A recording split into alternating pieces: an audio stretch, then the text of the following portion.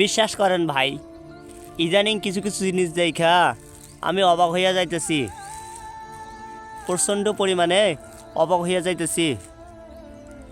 মানুষ সময়ের সাথে পরিবর্তনশীল, মানুষ সময়ের সাথে পল্টিবাস।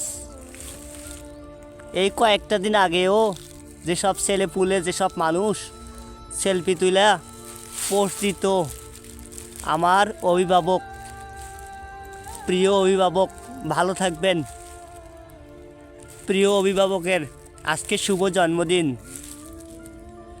এই হোলাপাইন, মানে এই পোলাপাইনগুলায় আবার পোল্ট্রি খাইছে। মানে ওরা গাছেরও খাইব, নিচেরও কুড়াইব, এরকম একটা অবস্থা তৈরি হয়েছে। শুধু দেখতাছি আমি ভাই, আমার কখনো লাইফে কোনো প্রিয় অভিভাবক ছিল না। আমার অভিভাবক হচ্ছে আমার বাবা মা, আর কোনো অভিভাবক নাই। ওই রাজনীতি তো তেমন ভাই মাথায় ডুবে না, ও সব তো পারি না, কিন্তু চোখ কান খোলা রাখতে হয়, বিভিন্ন বিষয় দেখতে হয়, দেখে দেখে শুনতে হয়, বুঝতে হয়। মাথাটা আমার খালি ঘুরে ঘুরে। কী রে ভাই, মানুষ কেমনে এরকম হয়?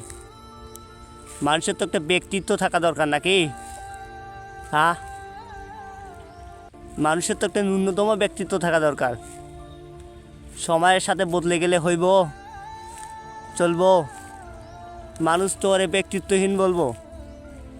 লজ্জা করে না? আর যে করে হোক দাদা, আমার একটা পদে রাখেন, এটা কেমন কথা? এই মানুষগুলা কিন্তু কি জানেন, শুধু নিজের না, সমাজের, যে দলের, রাষ্ট্রের, সবার জন্য ক্ষতিকর। বুঝি না, লজ্জা শরম বলতে তো কিছু থাকা দরকার নাকি?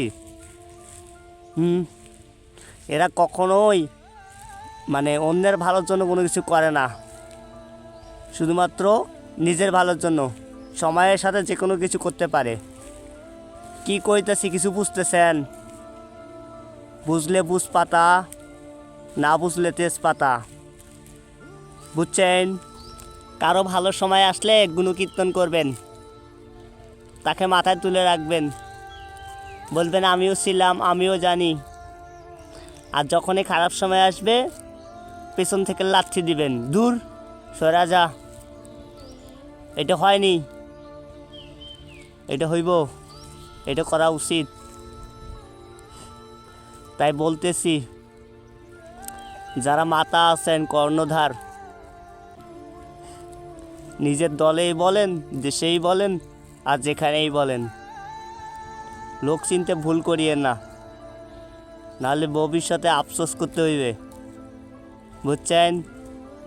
ভালো থাকবেন সবাই।